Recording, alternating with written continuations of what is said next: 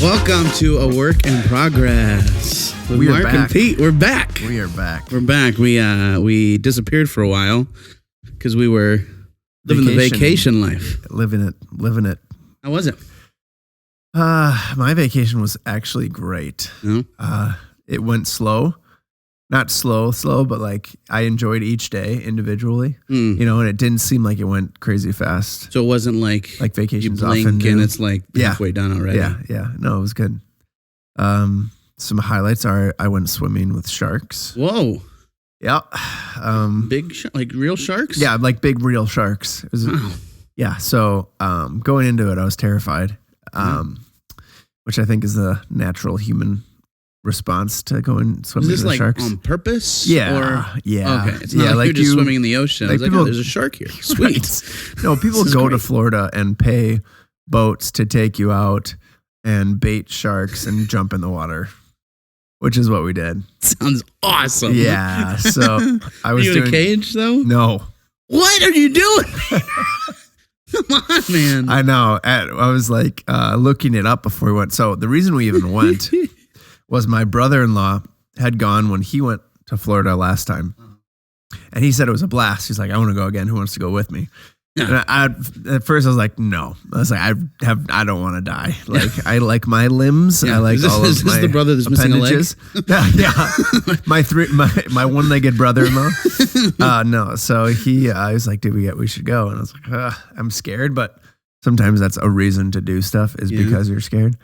So I was like, all right, let's just give it okay, we'll do it. And in order to kind of like calm myself down, I was like doing some research beforehand. And turns out that there's one shark that will actually like attack unprovoked, and that's a great white. So normally the only shark that you have to actually be worried about in the water is a great white shark. So like all the shark attacks that you hear about and read about, those are great white sharks? I wouldn't say all of them, but probably the majority. Because for the other sharks, like bull sharks, which you hear are like, you know, aggressive and stuff like that, you're not in their food chain. So they're just an animal that like wants to survive and wants to like live their life. So it's like if they feel threatened, they'll probably attack you because they're scared. Yeah, don't wear red swim trunks. Yeah. For a bull shark. Dude, I bumped my shin on the boat and cut my leg. And there was blood in the water. I was bleeding, and I talked to the boat captain. I was like, dude, I'm bleeding. He's like, don't worry about it. I was like, okay. We got back in the water. So, but it was fine. So I found out you're not in their food chain. They don't actually really care about you. They're just like, they'll like be curious, like, oh, what is this thing? Leg tastes like. Yeah, yeah. But they throw out a buoy, like a basketball sized buoy that's attached to a thick rope. They throw that out, and then you hop in the water and you just hold onto the rope. Another thing that made me calmer and like more relaxed about it was there's a diver in the water with you that like she's there all the time. Okay. And she goes in first and makes sure all these things. But when we were driving out to the spot, she was like, you know, you don't want to move at all because they're skittish. And it's like, we want to watch. We're going out there to watch and like view sharks in the wild and just like see them swimming around. And they bait them, like they cut up little pieces of fish, throw them in the water. But like if you're splashing around or like even pop your head above water and like turn and talk to I was with my brothers, like they'll hear that and they'll swim away. Like they'll get scared. And so it kind of, obviously they're a lot more, you know, dangerous than white-tailed deer. But in my head, I related that to like let's say you go for a hike and you and your friends like see some deer, you'd be like, shh, like everybody stop. Like, let's just watch for a little bit and not scare them. So when I found out like they're easily spooked, I was like, oh, they're just an animal that's like trying to live. Like, and if you make noise, they'll get scared and they'll swim away. Like was the equivalent, except they have sharp teeth that can take your limb off. That part. But it was actually really fun. It was scary driving there. Okay. It was scary in the boat going out there. And then one of the scariest parts. So we get to the spot and we stop. And he's cutting up little pieces of fish and throwing them in. Almost immediately, like a 6-7 foot bull shark swims up next to the boat to like eat the stuff he's throwing in the water. And they're like, all right, let's get in. what? This doesn't make any sense. This goes against every like inclination. Not a chance. And I was first too. No. He's like, Peter, all right. no. I'm like, okay. You were voted. The craziest thing happened is as soon as I was in the water, like I said, you're not supposed to make noise. You're not supposed to move. You're just holding onto the rope, and you have snorkel gear on. So you have the goggles and the snorkel that goes up so you can breathe. And I was so like not scared at all once I was in, because once you see the shark, it's just like swimming. You're like, oh, this is actually really cool. We ended up getting 2 bull sharks that were like 6 to 8 feet, like big bull sharks that were just swimming, just chilling. And then, so we probably watched them for like 15 minutes, like that, just swimming around. And then we got out because they left. And then they wanted to go find a lemon shark. What's and that? It's just a different type of shark. I couldn't probably tell you the difference between them, but they know what it is. And I guess lemon sharks are actually more curious, so they'll come up closer to you because they like want to like see you. Yeah. When I tell you, I'm not exaggerating, as close as I am to you, that lemon shark came, and it was probably like maybe 10 feet. Like huge, feet? Maybe like 8 to 10 feet, I would say. Like they even said like, that's big for a lemon shark. Like that's a big shark. Just swim around. It actually came up so close. The dorsal fin like rubbed up against, who was next to me? Marcus, my brother-in-law, his like chest. Like it came up so close like that. He actually took his hand off the rope because he was going to like push its nose, because it was coming so close that he wanted to like, push it down. Did they tell you like that's what you're supposed to do? No, they said you don't do that. You don't do that. You keep your hands on the rope because all of a sudden it sees like a free fling. Then it's like, it's going to go for that thing. Yeah. And the lady that was in the water with us kind of scolded him a little bit, like, I want you to keep your fingers, like, don't do that. His natural reaction was like, this thing's coming at my face. Yeah, I'm going to kind of try and push it away. But it did. It came up that close. That's wild. It was just really cool. I had a good time. My goodness, that's wild, man. And what really surprised me was how terrified I was driving there, in the boat, going out there. And then as soon as I'm in the water and I'm actually in the water with these sharks, I'm like, oh, they're just swimming around. This is really fun. I hope they get close. Like, because it's just, I don't know. It's really weird. But I was totally relaxed once I was in the water. Yeah. Yeah. Are they some of the same sharks that they probably feed? So they probably know how it goes. I think so. She actually, one of them, that lemon shark, the lady that was swimming with us, she said she knows that shark because she could tell by the spots on the top of its head. Gotcha. But it was really funny. She said that's actually a little bit more of an ornery shark, like has an attitude kind of shark. Oh, great. Oh, great. Because she said one time, because she like kind of starts having relationships, because if you're out there every day, it's like any other animal, they get to know these sharks. And she said one time like it was coming towards her and she like, kind of pushed it, and I guess sharks aren't stoked when you touch them. And it like kind of like a dog would, like turned around and they were like that. Like didn't get her, but like almost like a, hey, like leave me alone kind of thing. Yeah. And she's like, yeah, so but that was the same shark that was swimming. That was like right by. Too. Yeah, that's why I think she was like, hey, like, please don't touch the shark. So yeah. Anyways. Oh my word, that's a wild experience. It was. Now I can say I swam in the open ocean with sharks. Not in a cage. Not in a cage. My word. How many disclaimers and stuff did you have to sign? It was just like a 1-page waiver. I was too scared to read because I didn't want to read about like if you lose a limb, like I didn't want to read about it or your life. So I just closed my eyes and signed. There was one time when I lived in Florida and I was swimming in the ocean and I saw what I thought was a shark fin about our distance come up out of the water, and I like slowly backed away and I saw this massive stingray that was turning right in front of me. It was like belly up, just turning around. Yeah. That's kind of cool. It was kind of cool. Scary, and terrifying at the same time. Scary, but cool. Yeah. What gets me is, I think, more so what you can't see is like if you're walking in the ocean and something like touches your foot, That gets me so much more. Even if it's a little fish this big. Dude, I would rather, especially after swimming with the sharks now, I feel like I'd rather see a shark in the open ocean than be walking and have something like graze against my foot. Like, it's so like, oh God, like, oh man. I hate it. My word. Yeah.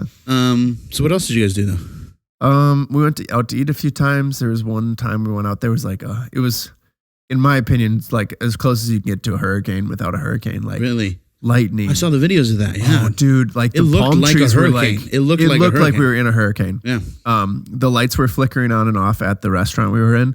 No we were like, way. we might have to leave, or like, I don't know if they're gonna be able to. Like, if they lose power, Yeah. Thankfully, it all worked out and it was great. Was the food decent? The food was great. Oh, yeah, good. it was some of the best food I think I've ever had. That's awesome. Yeah. My brother got engaged. My youngest brother, Noah. Awesome. Got engaged on the beach. That's awesome. I was the only one who knew, so I felt very special. I didn't know that. You were the only one that knew. Yeah, that it was going to happen then. Because he wanted me to like follow behind and record and take pictures and stuff. It's kind of been like a known thing that they were going to get married, right? I think most people knew that it was coming. Yeah. Probably this year at some point. Yeah. Shireen said she thought she might, that he might wait for her birthday, which was this Sunday, so 2 days ago. But he told me to like be there to record, and so I was like sneaking behind them on the beach. Like, so you were the one that took all the pictures? Yeah. Oh, good job. Thank you. That was great photography work. Thank you very much. So that happened. That was a big deal. And then there's a lot of hanging out in the hot tub and walking on the beach and boogie boarding. You ever gone boogie boarding? No, I don't think so. Oh my gosh, it's so much fun if you have good waves. So it's like surfing, but like on your belly. Yeah. Right? So you have like a tried it, I think. But. Yeah. You just like lay on your belly on this board, mm-hmm. And you're riding the waves in. And if you like time it right, and especially if the waves are good size, it's so fun. It's really, really fun. It like made me want to look into like actual surfing. Really? Because the rush of like. Did you catch some gnarly waves? We actually got some really, really good waves. Really? In Florida? Yeah. Wow. Like it was pretty windy and the waves were like pretty sizable. We ended up doing like 3 days of it. The first day was like, like a 5-year-old could have been out there boogie boarding with us and it would have been fine. Yeah. The second day they were even bigger, and the third day they were like the biggest. Awesome. It was like really fun. It was that storm that came through, probably, right? Probably. I mean, that might have affected certain things. Yeah. I don't know, because Florida usually isn't known for its like surfing waves. No, probably not. No, I mean, like there was a few of them though that I did see. Like you could actually see the gap between the wave and the crest of it. But even that was pretty rare. But did you go under it with the boogie? Yeah. Like I'm in Johnny Tsunami. That's right. Yeah. That's right. Do you remember that movie? That's so Disney good. Channel. That's a great callback. Disney Channel originals. Johnny Tsunami. Yeah. Man. That's a good one. Man, how was your vacation? Awesome. It was good. So you didn't take your son. You didn't take Henry. Yeah. So we drove, which was a nightmare. No, it was just like, I think I was hallucinating. It's a long drive. We drove through the night so that Henry would be sleeping. And I swear I was like starting to see things. Yeah. But we drove to Georgia, just southeast of Atlanta, where her parents live, Shireen's parents.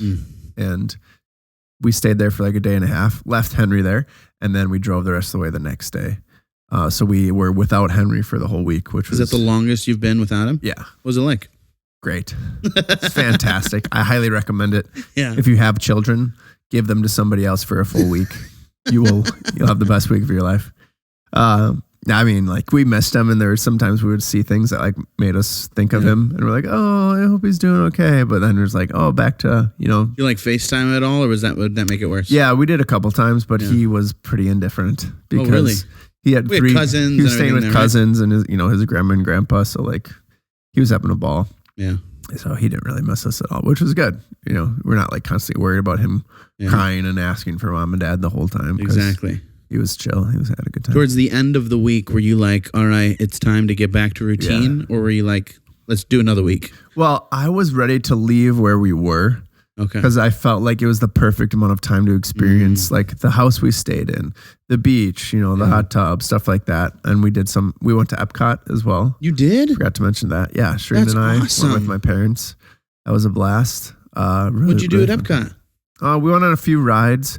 And then you like walk around to all the different countries, eating and drinking and stuff like that. Yeah. We got hibachi for lunch. Great. Which was the Tokyo, Japan, the Japanese lunch. That was really fun. I'd never done hibachi before where they cook You've never done you. hibachi before? That was my first time. They do like the volcano thing? Yeah. It was really cool. Yeah, the guy was very entertaining. He actually knew Aaron Rodgers in Wisconsin because we said we're from Wisconsin. Like he knew of Aaron Rodgers? Well, he's from California. Okay. And he did like the discount double check belt. Yeah. Because we talked about Wisconsin. He was like, yeah. He's like, hey, maybe Rodgers will come to San Francisco or whatever. He's a 49ers fan. But Gotcha. He did not. Yeah, he did not. But yeah, it was really nice. I had a good time. But I was ready to leave, but I wasn't ready to come back to real life routines. If that makes sense. Yeah, absolutely. Yeah. When we went to Epcot a long time ago, right before we moved up here, it was a blast. We ate in Germany. Yeah. And there was like this buffet spread of like sausages and everything. And we're like, yes. Yeah. Yeah. That's it. It's funny. I'm German through and through. Yeah. But like it's home cooking meal. Germany is like probably one of the last places I would go to as far as like cultural food goes. Yeah. I do like sausages and like sauerkraut and stuff. Ooh. But most of their food is like Germany is not known for like great food. Good food. Yeah. They're known for their beer and their sausages and maybe cheese. Actually, I don't even know if the cheese. But everything else is like bland. Yeah. It's not great. Yeah. The hibachi sounds like it would be. It was so good. It was really good. I'm glad we went. Yeah. Do they have like, they probably don't have like the United States in the area of countries, do they? Yeah. Really? Yeah. What is it like? It's normal. No, it's like, it looks like one of those big buildings that's probably in like Philadelphia, like one of the founders' buildings. Okay. But there's nothing like, I don't know. Yeah, it's nothing different, I guess. Yeah. But I'm sure it's for people who are from out of country that come visit. Yeah. Epcot's the one where it's like they have like the Tomorrowland too, right? I don't think so. No? I don't know what that is. I thought it was like the one where there's like a section for like the futuristic stuff too. Oh, there probably is. I mean, because they have like it's the one with the big ball, right? Yeah, the big golf ball. Yeah, I think that used to be like, I don't know, but I feel like it's a terrible idea to come up with a amusement park section based on the future because the future changes like every 2 years. Right. Yeah. It's like, oh, we got to update it again. Yeah. No, I can just keep the flying car section in there. Yeah, that might never come, so that'll always be the future. Yeah. Yeah, that sounds like fun though, man. Yeah, it was great. We took our kids to Florida. And I'm sorry. No, it was good because we went to see my parents. My parents live there. Yeah. So they were able to watch the kids a lot. Good. And give us times to sit and be and relax, which was really nice. And April and I got to go out on a date, which was awesome. Yeah. Just to have that like, hey, can you watch the kids tonight? We're going to go out. And that's something that we don't always get. So yeah. So that part was really nice. We went to the beach once, and like when you're there, we always feel like we have to go to the beach one day. Sure. We try to figure out what day is the best day to go to the beach. My parents live about 35, 40 minutes from the beach. Okay. It's not like super far or anything. Yeah. But my dad said today's going to be a cloudless day, perfect day to go to the beach. And we went to the beach and we were driving. We're like, there looks like there's a lot of clouds. Cloudless? Cloudless. Father, you've led us astray. And so we got there and we were like, well, it was sunny still. So we're like, let's just have fun. And we played for about 15 minutes maybe. It was good. And then in Florida, as I'm sure you experienced with the storm, they come out of nowhere. Flash it's just rain. like so fast. Yeah. And so it started sprinkling, and April was like, do we go to the car? I'm like, we don't have time to go to the car. If we start packing up now, we are going to be stuck in the heat of it. Yeah. So we had this like pop-up shade shack type thing, just real flimsy plastic thing that just like a pop-up thing. Yeah.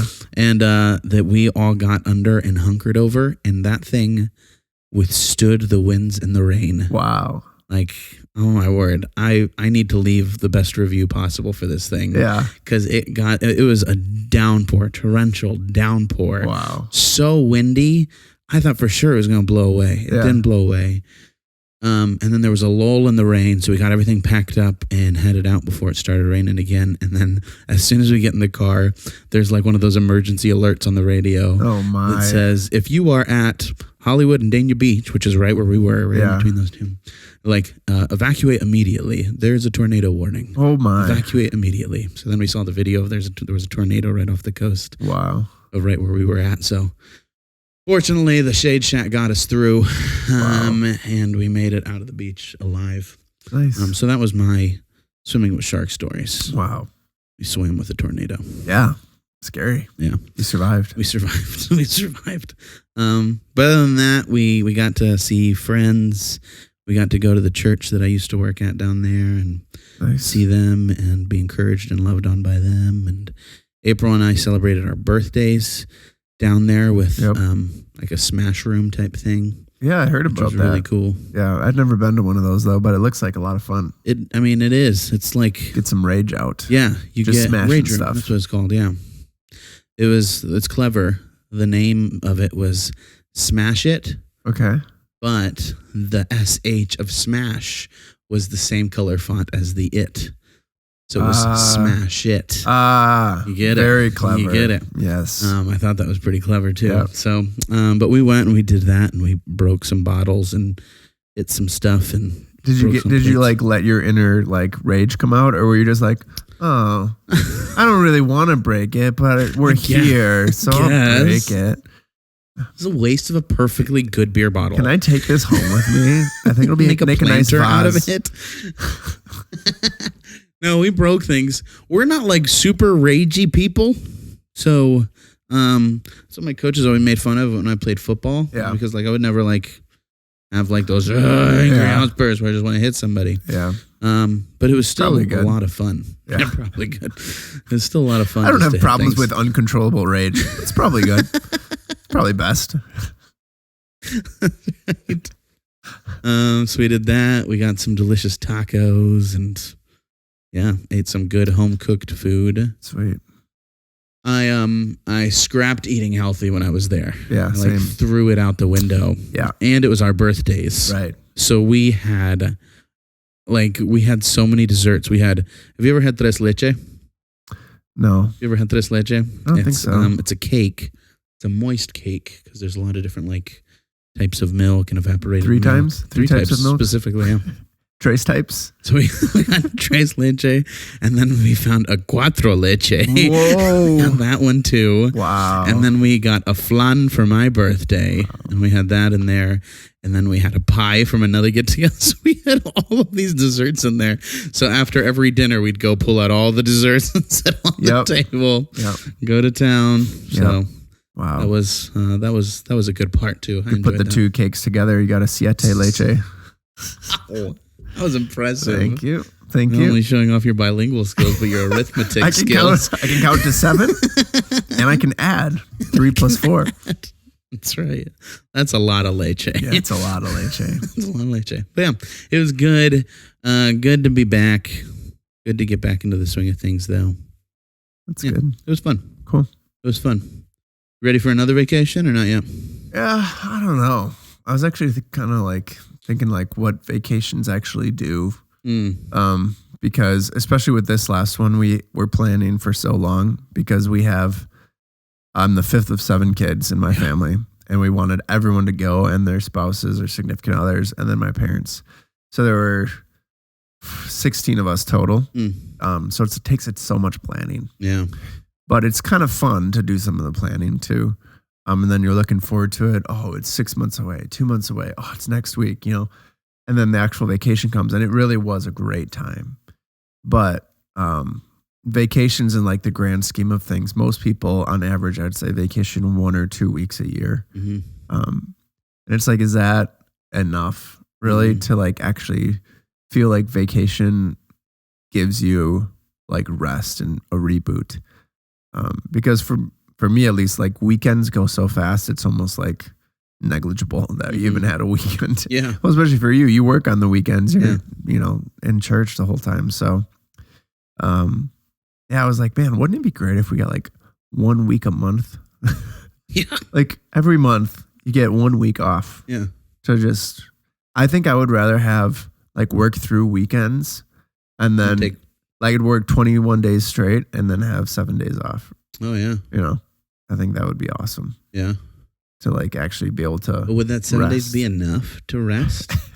Like, because I firmly believe that, like, especially with like vacation and stuff, that that a week isn't long enough to like disconnect and relax. I think, I don't know, I might be like spoiled and lazy or whatever, but I think it takes a week to get to the point where you're ready to disconnect and think. So I think it depends on traveling and stuff too. Because if you're doing a bunch of traveling, that's definitely true. Yeah. Because, 2 full days before you're like fully recovered from traveling. And then, you're leaving again in another couple days and you got to start packing. So it's like, I have an aunt and uncle that are pretty well off enough to like travel the world and like take big vacations, which is great. But they said that the ultimate vacation is 3 weeks. 3 weeks. They said the best time frame that they have found is 3 weeks. Because I think that makes sense. Yeah. Because if you go much longer than that, you're probably like, all right, like, what are we doing? Yeah. Let's get back to life. Let's get back. Yeah. We got to get back in the routine. Yeah. But that gives you like a full week of like decompression, which is a long time to decompress. Yeah. But yeah, especially if you have a week and you're traveling on both ends of it and there's packing and unpacking involved. Yeah. Sometimes it feels like you really have like 2 or 3 days of like full relaxation. Yeah. Without a doubt. And then our stupid brains, at least mine, is always just like, oh, it's Wednesday. And even if you're not leaving till Sunday, you're like, okay, so Wednesday, the day's half over. Thursday, Friday, we got to start packing on Saturday. Exactly. Oh, today's basically over. So we really have 2 full days. Yep. And you're doing that like vacation math in your head. And you're like, oh, it's basically over already. Yeah. So most people don't have the luxury of being able to take longer than a week. Yeah. But if you can. And like when it's a week for me, like I have stuff planned on my to-do list for when I get back already. Yeah. So I'm still like mentally preparing and reminding myself of everything I got to do when I get back. So yeah. There isn't that. Pastors a lot of time have take a sabbatical after they've been in an area of ministry for a lengthy period of time. Yeah. The church will allow them to take a sabbatical, which is several weeks off for spiritual rejuvenation. It's not a vacation, but it's a time to spend time in the. But it is. You have to say it's not a vacation to the congregation, but it is. No, I won't go be resting, relaxing for 3 weeks straight. I'll bring my devotional with me, so it's a business trip. It's a business trip.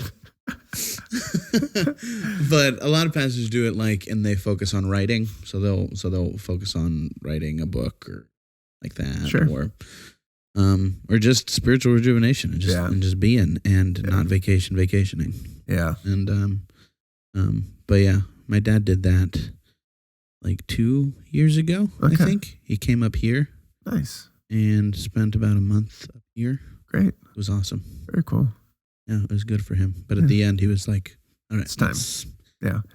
I think that's the ultimate. Everyone's time frame is different. But like for you to be able to take a vacation to the point of you saying like, all right, that was good. Yeah. Some people that might be 3 days. Some people that might be 3 months. Yeah. It's like everyone's different as far as their stress levels and being able to unwind. Great if that's how vacation worked. You just go take a vacation until you're ready. Come back when you're ready. Yeah. That would be great. That would be nice. That would be wild. Yeah. So, random question for you. I love it. What are some of your pet peeves? Pet peeves. I don't know. I have so many. Do you? I don't know. I wish I had like a list of them written down so I could rattle them off because I'm sure I do have some. What are some of yours? Well, so one that is like, it irritates me, and I apologize. I will be gracious, but it bothers me when people play the victim. Oh, yeah.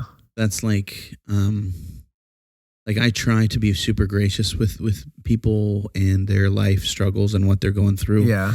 But when someone plays the victim, it just like ignites something in me. Yeah. I'm just like, oh. Yeah. In my opinion, because I agree with you, but it's when it's a reoccurring thing. Because there are often times when someone really, is a victim in a situation. Oh, yeah. All the time. That's very common.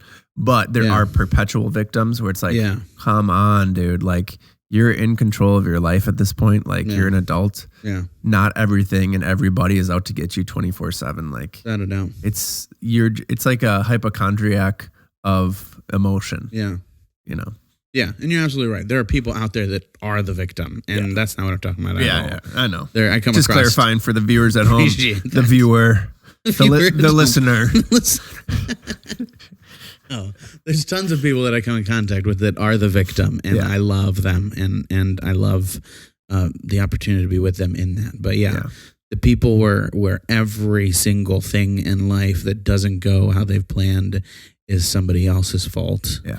And then to the point of where they're expecting everything to go wrong. Yeah. And like the perpetual negative people. That's definitely a pet peeve of mine. Is like, oh, this has gone wrong. Oh, okay. Like, and then something I'm working on is when to listen and when to help. Because my normal response is like, oh, this is what's going on. Okay, well, what if we did this? Like to mitigate or to help fix it. Yeah. But I do know sometimes people just want to vent. Yeah. Which is also fine and good. I need to do that myself sometimes. But when it's over and over and over, it's like, do you focus on anything except the negative things in your life? Yeah. Like, it's like I have empathy for those people because they're stuck in like a loop of everyone's hurting me. Everything's coming out to get me. Nothing goes right. And usually that's going to continue because that's all you're thinking about or focusing on. Yeah. And listening is good, but it only gets you a certain point. Yeah. That's hard when you're talking to someone like that and they don't want to hear solutions or advice or counsel. But I get that too. You just might not be the person to give it to them. Yeah. But yeah, I mean, that's one of April, my wife, and I's communication issues is that listening and fixing. And so like I'll have to ask her, am I listening or do you want help fixing this? And I have to catch myself because even sometimes I ask that in a condescending way. Yeah. I'm like, so are we just listening again now, or do you actually want this to get better?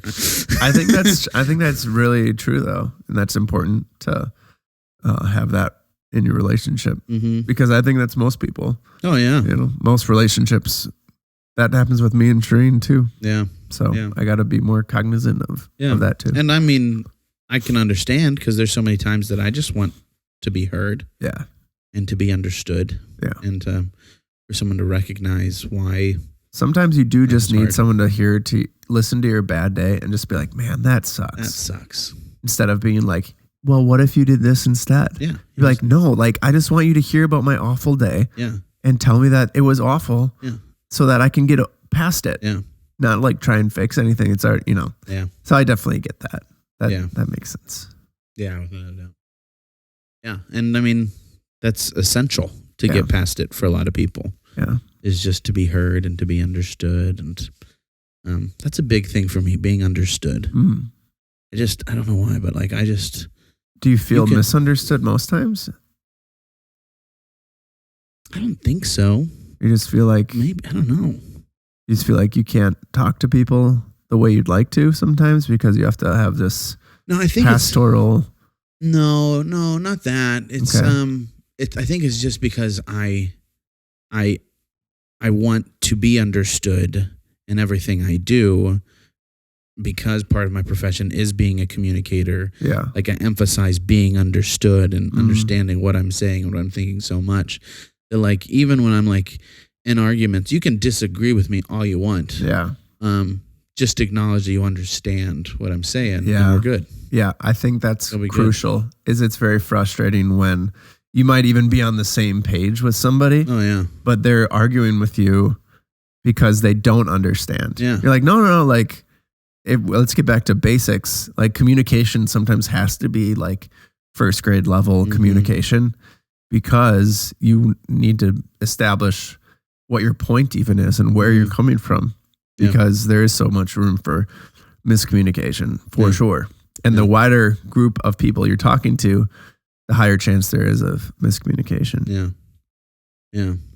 What are some things you do to make sure that you're communicating well, whether it's in class, whether it's in recruiting people? Yeah. What is it? In class, it's definitely removing any room for error.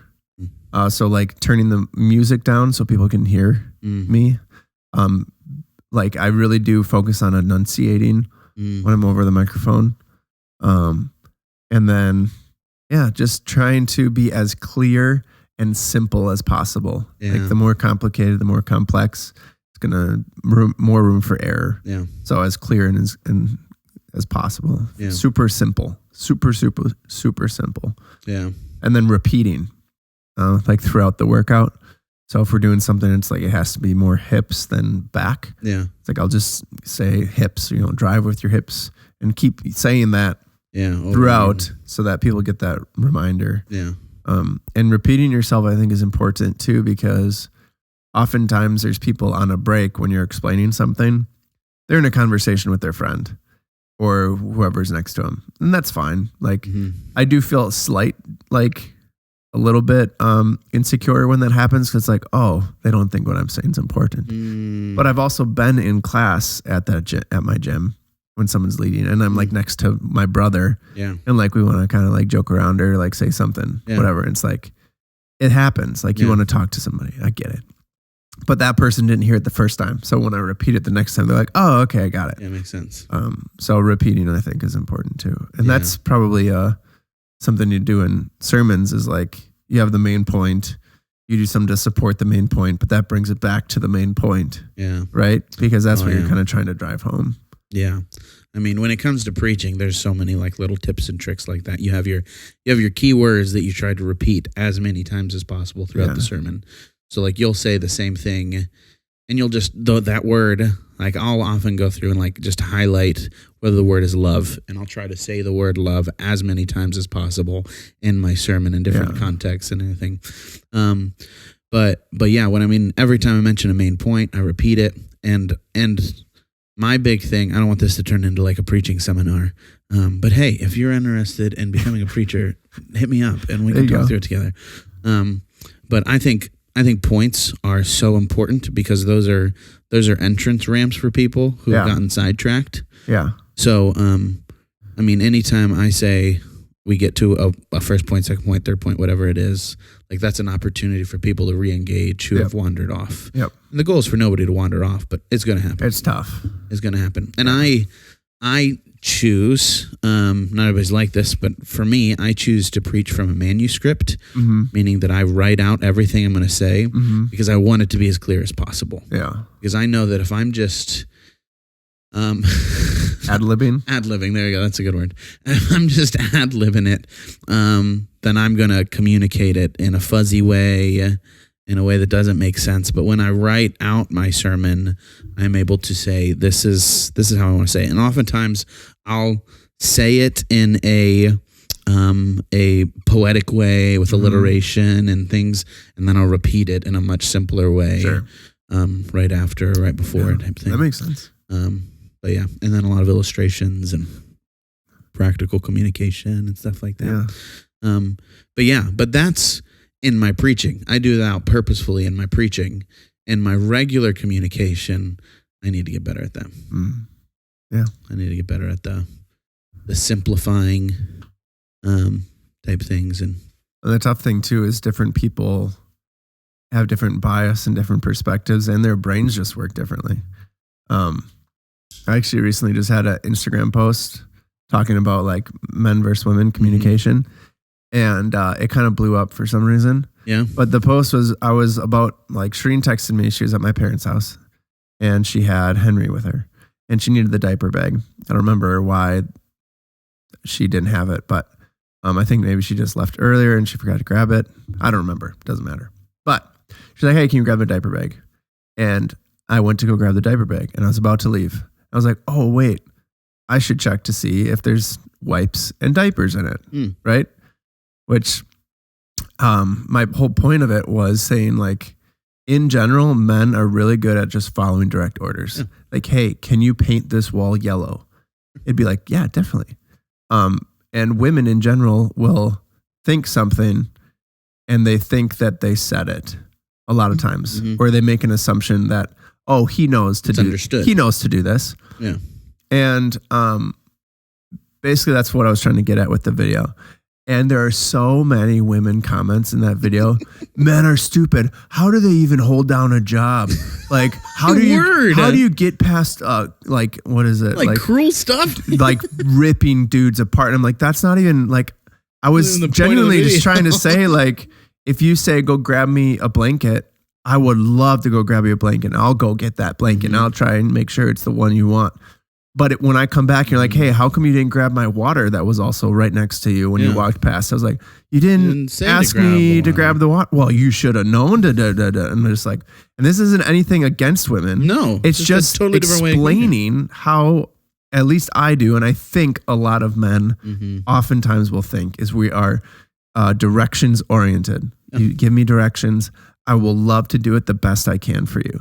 But if there's a gray area and you didn't specify it, when I don't do that, I don't think that's my fault.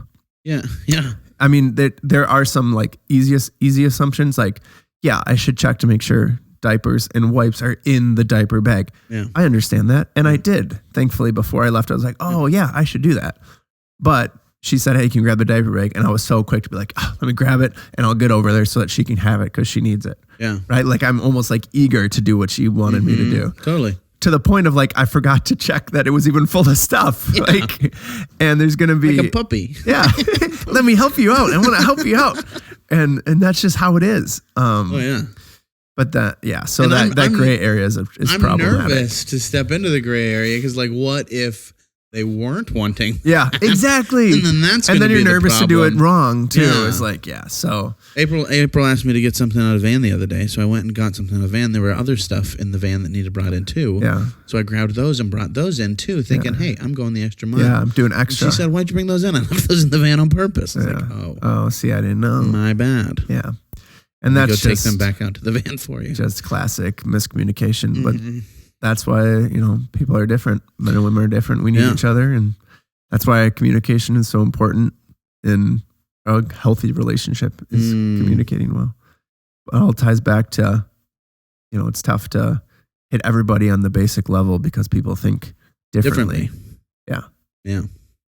Yeah. And, that's hard. I mean, especially being a communicator, to recognize that people learn differently and people get information differently. Yep. I mean, then you have the whole like auditory learners, visual learners, practical learners, like people learn and experience things differently. Yeah. And you gotta meet everybody where they're at. Yeah. Yeah. Communication, it's tricky, man. It's a tough one. It's a tough one. Words are limited. Mm-hmm. Yeah. And then you also don't know what different people know, what their range of words is, what their vocabulary is. Yeah. You were talking about, this ties back to things that bother me. Mm-hmm. What was it?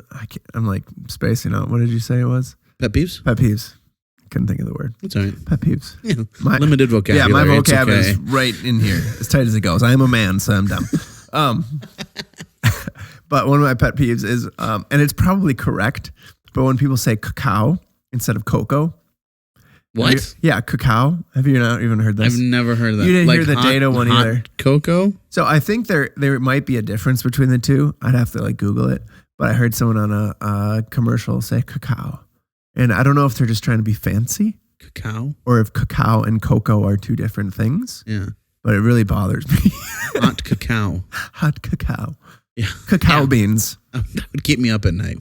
Dude, so that's a pet peeve of mine for sure. And then I mentioned it before, but the data one. Data, when people use data as a plural. You showed me. My mind was blown when you sent me that video.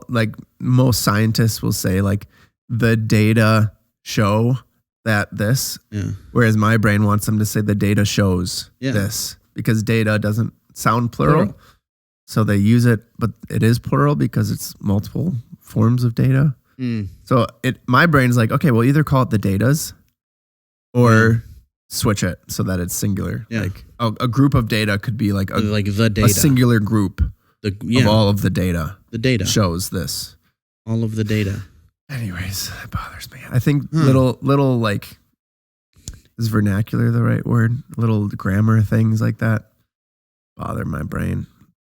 I'm trying to think how I would pluralize data though.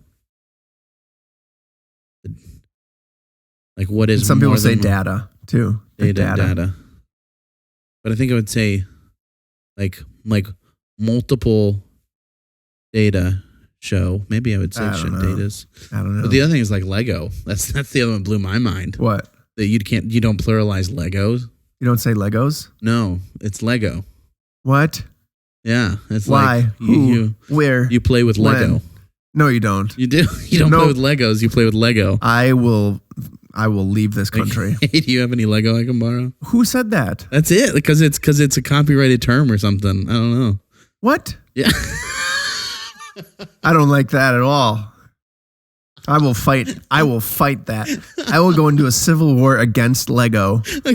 And my army will be called Legos. with a big S. With a big S at the end. We are Legos, plural. Plural. And you can only fight us with one person because you are Lego. Because you are just Lego. You are one Lego. You have to choose your best Lego. Yeah. I don't care for that. I learned it watching the show. What is it? Lego War or something? Oh. Lego. Yeah, whatever. Lego. Oh, man. Lego my ego. Yeah. Lego my ego. You know what else is a pet peeve of mine? Yeah, what? When wealthy people say money just fixes money problems. Yeah. Like, yeah, but if you're poor, that's the majority of your problems. The majority of your problems. I don't know if you've heard of him, but his name's Alex Hormozy. He started like this gym launch program thing, and he helped like tons of like group fitness gyms, kind of like mine, like turn around and like be more profitable. Yeah. So he's very well known in the fitness realm, but he's becoming more popular in like the influencer spaces because he's on all of the platforms now. But he has talked about money and stuff because he's very wealthy now. Oh yeah. And he's like, yeah, like people always talk about all these, like having these problems. And I thought all my problems would go away once I made a bunch of money. And I got a bunch of money now, but I still have a good amount of problems. He's like, all money does is fix your money problems. Like you still have all these other issues. I'm like, I understand what he's saying. Yeah. But it would be great if I didn't have any money problems. That's like 95% of my problems is my money problems. Sure, there might be other problems. Yeah, we'll worry about those when we get there. It's like telling a starving kid, like, hey, food only fixes your hunger problems, dude. That's right. You got a lot of other problems. Let's worry about that. It's like, dude, I haven't eaten in weeks. I'm dying here. Yeah, well, food only fixes this one thing. That's right. It's like, man. I know you're starving, but here's a hammer. Go build something. Yeah, seriously. So that is a pet peeve. I can understand that. Yeah. I can understand that. And there goes back to communication issues. Yeah, right. And meeting people where they are. You know, I had a thought recently that I thought was profound, but maybe it isn't. That there's a lot of naivety. What's the word? Naivete. Naivete. I was very naive because growing up and even becoming an adult, you have your life experience. And I grew up in the Wells Church, and most of my friends, you know, their parents are Wells people. It's like they're all kind of in this cut from the same cloth, basically. And then when I became an adult, I was like, oh, everybody has had very similar experiences to me because that's the only experience I had.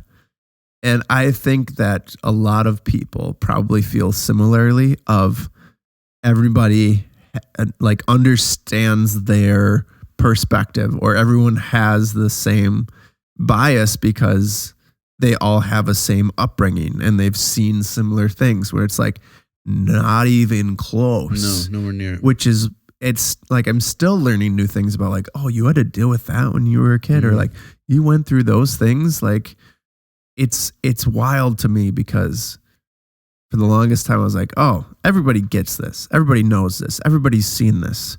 Everybody's experienced this. And I mean, it all comes back to communication again, but everybody, even my siblings, everybody has had different experiences, which forms their bias, which forms their perspective. So it's gotta be like next to impossible to like find common ground with everybody, because everybody's got a different point of view based on what they've seen. Well, that's why there's so many different clusters of people. because people just attracted to the people that think like them and have the same. And understand, like you were saying, like you want to feel understood. But the problem is where, so thinking about like the African-American community in our country, like part of the frustration I can imagine is that you have a bunch of these white wealthy guys that are providing legislation to try to solve their problems. Everything. Yeah. And they can't understand what they've gone through. Yeah. And so like these politicians, I'm sure with their context, with how they were raised, genuinely feel like they are doing the best thing for the situation. But according to a different upbringing and a different context and a different culture, that's the worst thing that you could be doing. Yeah. And so there's, like how do you find that common ground? How do you find that joining space when people are so categorically different based on their experiences? Right. I don't know. Yeah. But I think a lot of it comes to recognizing that. Yeah. Like recognizing, and when you're communicating thing, acknowledging that this person has a different, even when we say certain words, like they have a different understanding of what that word means. Which is crazy. Yeah. Which is crazy. So I was raised Baptist, you were raised Lutheran. Yeah. Even talking about baptism, we're coming from different places. Yeah. And then if we were... And you'd think Baptists would have the best grasp on it. we did kind of commandeer the word. I grew up Holy Communions I was, like Baptists. It's a sacrament. We're communionist. We're the communionist church. Like a communist.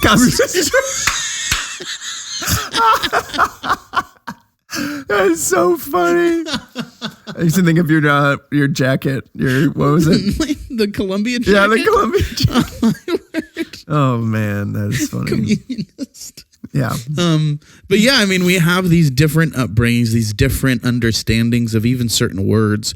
So if we sit down and have a conversation and I say something that I think has an understanding already, you're going to have a completely different understanding to it. And that's why communication is hard, and it needs to be a patient, gracious thing. Like we got to be more gracious with each other. Yeah.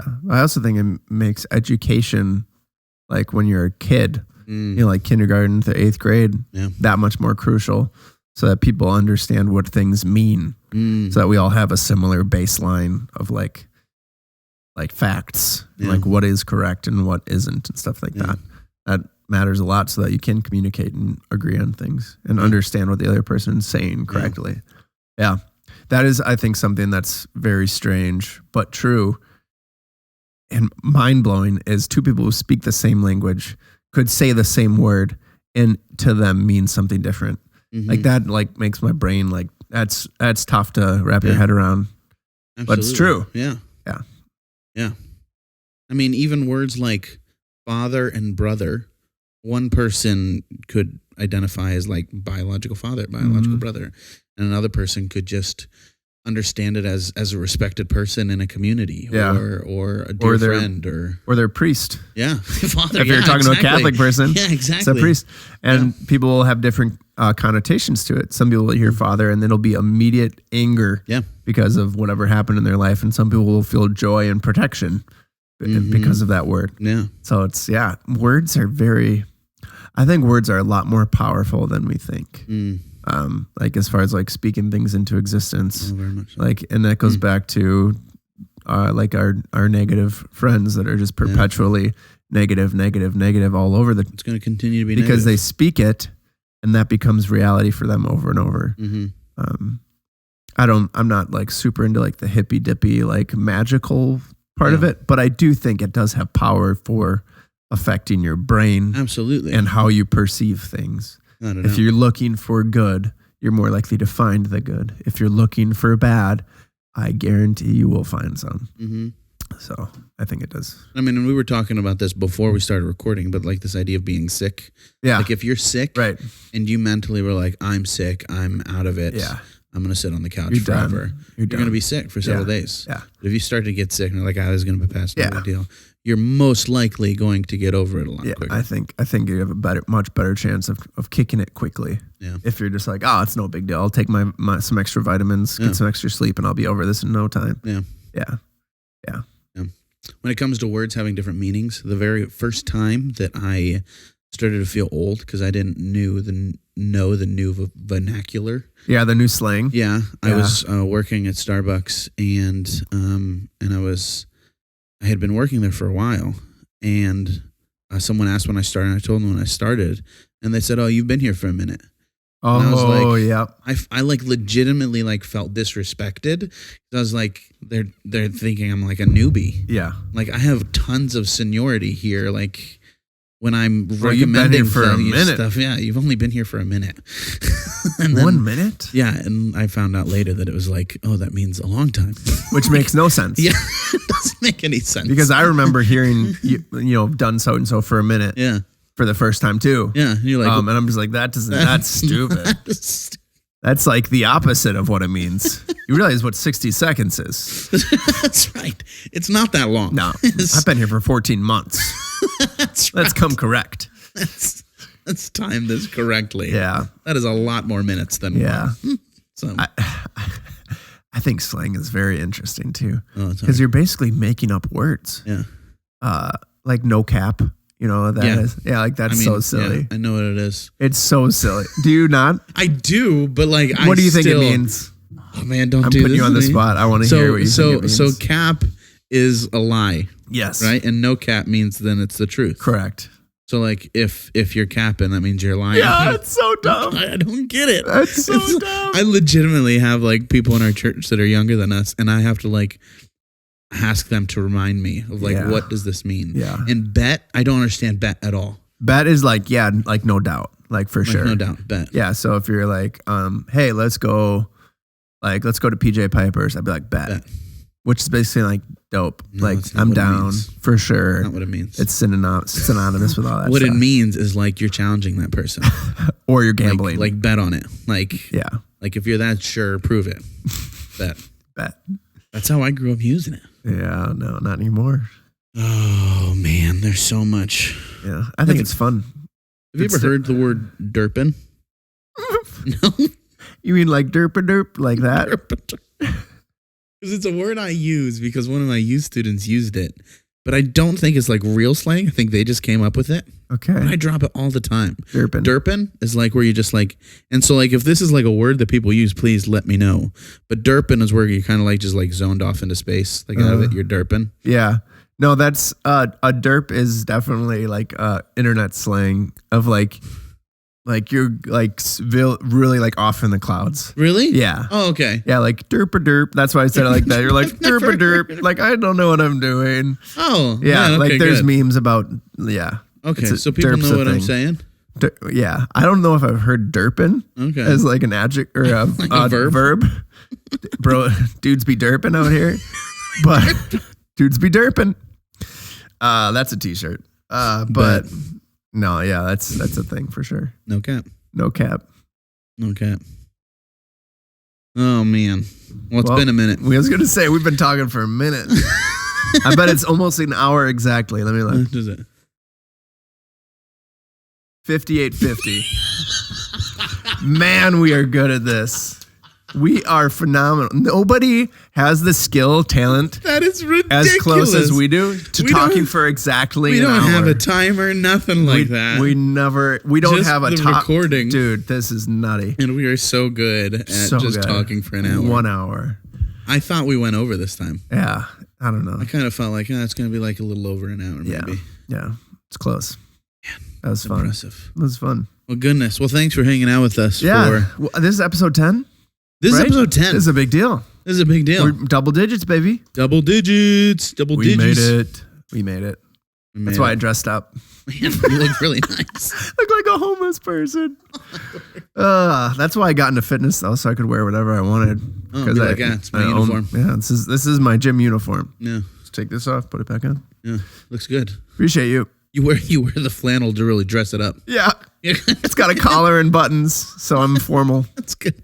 Yeah. That's good. Oh, I love you, man. Love you too, bud. Thanks for watching.